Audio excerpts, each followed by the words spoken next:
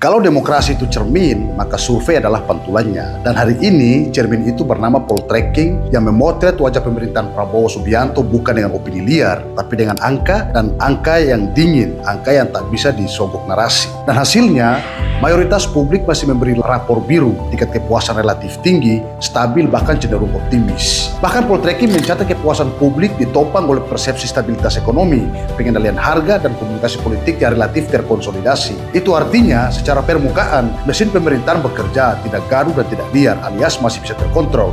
Tapi kalau kita mau jujur, mengelola ekspektasi itu lebih mudah daripada mengelola realitas.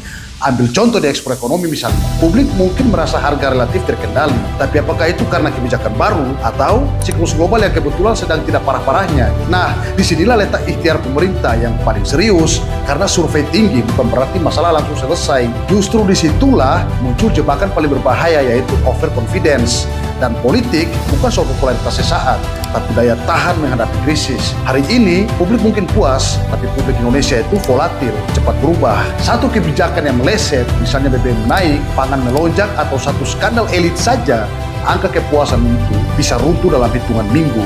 Jadi, survei Poltreking memberi satu pesan penting ke kita semua bahwa Prabowo Subianto punya modal sosial yang kuat, bukan untuk dipamerkan, tapi diuji. Kalau pemerintah membaca angka ini sebagai validasi total, itu awal dari kesalahan. Tapi kalau dibaca sebagai peringatan dini bahwa ekspektasi publik sedang tinggi, maka ini bisa jadi momentum emas.